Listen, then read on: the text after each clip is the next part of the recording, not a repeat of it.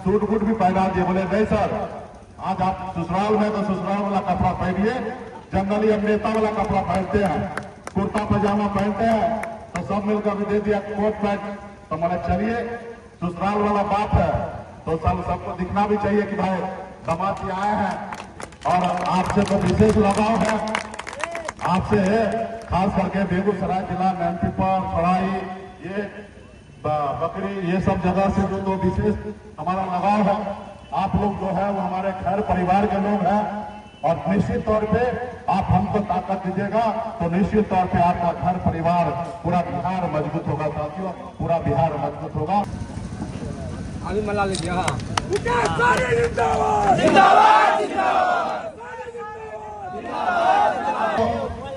देखिए ये हक अधिकार की लड़ाई है।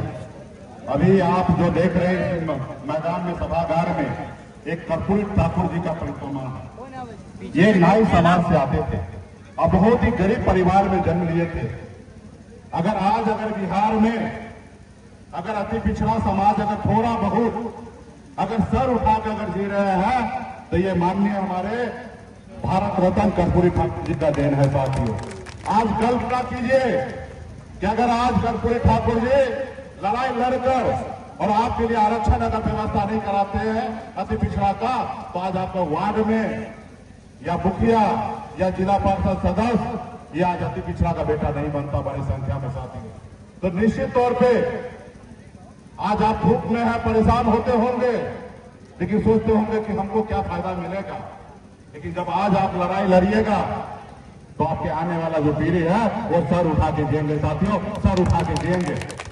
जिस समय में कर्पूरी ठाकुर जी संघर्ष कर रहे थे, लड़ाई लड़ते थे, गाली खाते थे, उस समय मेरा जन्म नहीं हुआ था, लेकिन उन्होंने संघर्ष किया, लड़ाई लड़ा, गाली खाया और आपके लिए अधिकार दिया था जिसके लिए मैं सर उठा के जी रहा हूं साथियों। आज कल्पना कीजिए, बाबा साहब भीमराव अम्बेडकर संविधान बनने के समय में अगर हमारे दलित भाई के लिए आरक्षण का व्यवस्था नहीं करता तो आज हमारा दलित भाई में आज एसपी, कलेक्टर आपको देखने के लिए नहीं मिलता साथियों, देखने के लिए नहीं मिलता। अगर मंडल कमीशन लागू नहीं होता तो बिहार में या देश में ओबीसी का बेटा बड़ा अफसर नहीं बनता साथियों, बड़ा अफसर नहीं बनता। हमारे पूर्वज ने कहा कि आप संघर्ष करोगे तो पहला पीढ़ी जो है वो परेशान होंगे, लड़ाई लड़ेंगे, गोली खाएंगे, मरेंगे। दूसरा जो पीढ़ी होंगे वो आपको खड़ा करेंगे और तीसरा पीढ़ी जो है वो राज करेंगे साथियों, तीसरा पीढ़ी राज करेंगे। इसलिए आज अगर आप हम सब मिलकर इकट्ठा होंगे तो निश्चित तौर पे आपका स्तर ऊंचा होगा और आपके आने वाला पीढ़ी बेहतर जिंदगी जिएगा साथियों। आज पिछले साल आप सबको जानकारी होगा 2023 में माननीय मुख्यमंत्री नीतीश कुमार जी, आदरणीय लालू प्रसाद यादव जी, बिहार में जाति आधारित गणना किया गया और सभी जाति का जब आरक्षण का दायरा बढ़ाया गया, अति पिछड़ा का आरक्षण 18% से बढ़ाकर 25% किया गया और आप सबको जानकारी होगा कोर्ट के जरिए उसको रोका दिया गया।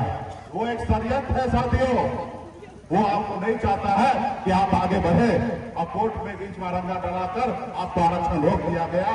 अगर आरक्षण अभी तक अगर मिलता रहता, अगर 7% आरक्षण आपको वितरित होता तो आज कम से कम पिछले 1.5 साल में 10,000 से ज्यादा युवा अति पिछड़ा का बेटा आज सरकारी नौकरी में होता साथियों, 10,000 से ज्यादा।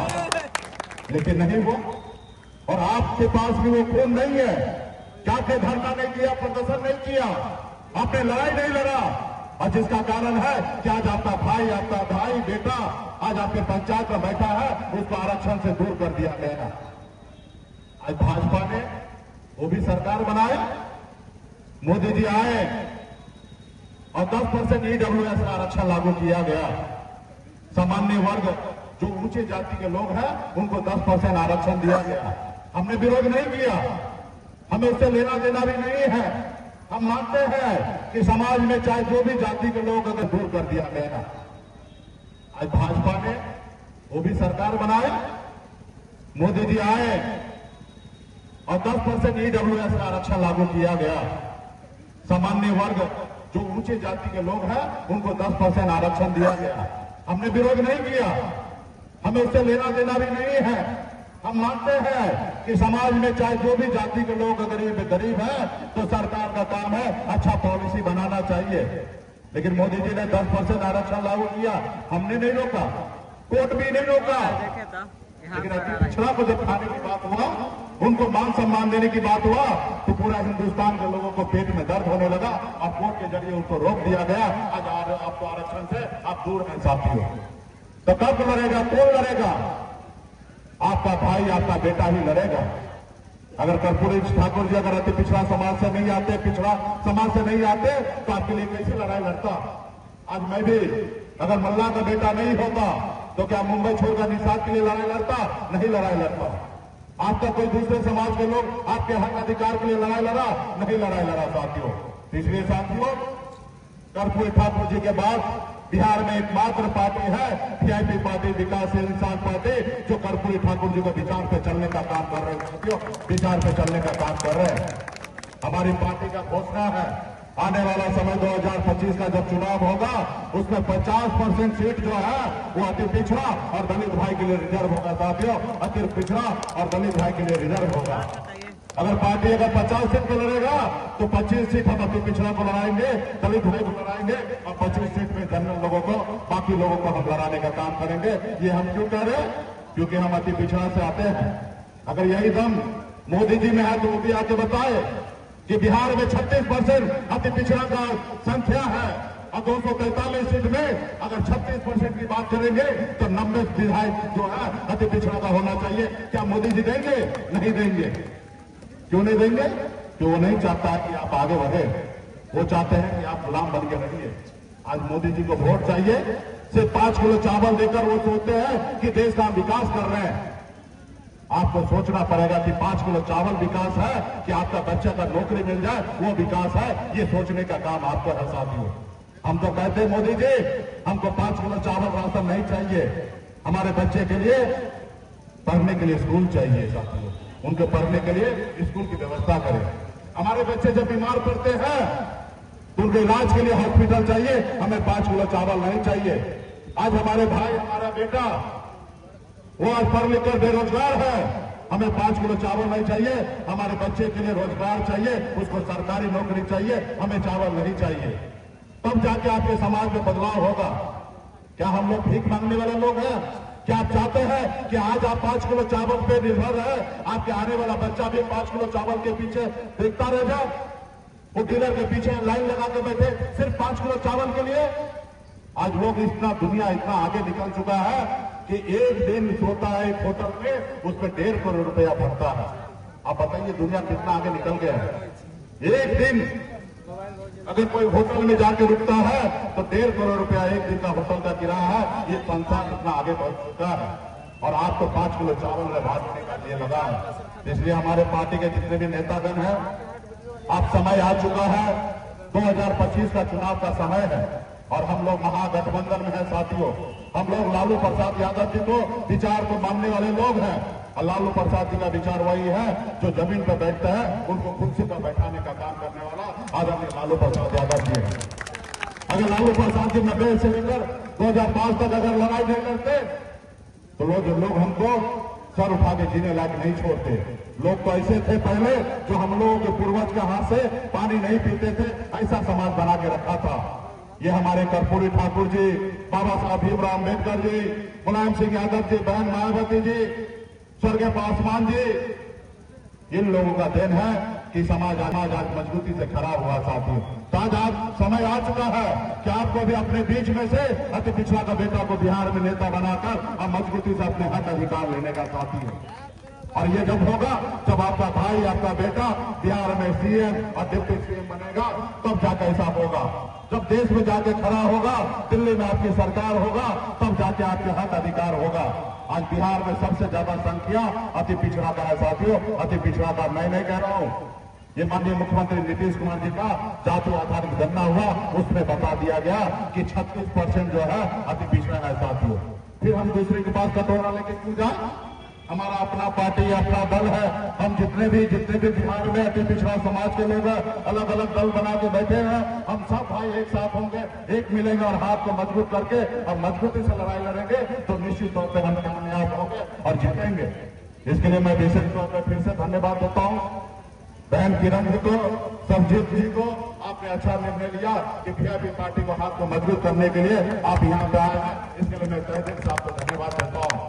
अकेला आप रहेंगे तो कमजोर रहेंगे, अकेला हम रहेंगे तो भी हम कमजोर रहेंगे, लेकिन अगर हम सब मिल जाते हैं तो निश्चित तौर पे जो सपना आपने देखा, जो सपना हमने देखा और जो हमारा कर्पूरी ठाकुर जी ने जो सपना देखा, निश्चित तौर पर सपना को हम लोग साकार करेंगे जब हम सब मिल जाएंगे तो। इसलिए साथियों, आने वाला समय में बहुत बड़ी लड़ाई है, हम सबको एकजुट होकर रहना है, क्योंकि देश में बहुत खास करके गरीब लोगों के लिए बहुत सारा षड्यंत्र रचा जाता है और आज से नहीं रचा जा रहा है, हजारों साल से रचा जा रहा है। आपको पढ़ाई लिखाई से दूर रखा जाता है, आपको सही से चले, आपको मान सम्मान मिले, उससे दूर रखा जाता है। साथियों, इसके लिए मजबूती से आप लोगों को काम करना है। आप सबसे एक और आग्रह करेंगे, अगर ये गरीबी के दलदल से अगर बाहर निकलना है तो बस मेरा एक बात मानिए कि आप एक रोटी कम खाइए, लेकिन अपने बच्चों को पढ़ाइए लिखाइए। साथियों, अपने बच्चों को पढ़ाइए लिखाइए। ये गरीबी के दलदल से निकलने का मात्र एक ही एक रास्ता है कि अपने बच्चे को पढ़ा लिखा के काबिल बनाइए साथियों, क्योंकि आप अपने आने वाला पीढ़ी को मान सम्मान देने के लिए उसको पढ़ाना पड़ेगा, तब जाके वो सर उठा के जिएंगे। उनको पता होगा कि कर्पूरी ठाकुर जी ने, हमारे भीमराव अम्बेडकर ने हमें अधिकार क्या दिया। अधिकार क्या दिया मालूम है आपको? इस देश के सबसे अमीर व्यक्ति जो है, चाहे वो अंबानी हो, अदानी हो, अगर उनका वोट का वैल्यू अगर एक है तो आपका भी वोट का गिनती एक ही होगा साथियों।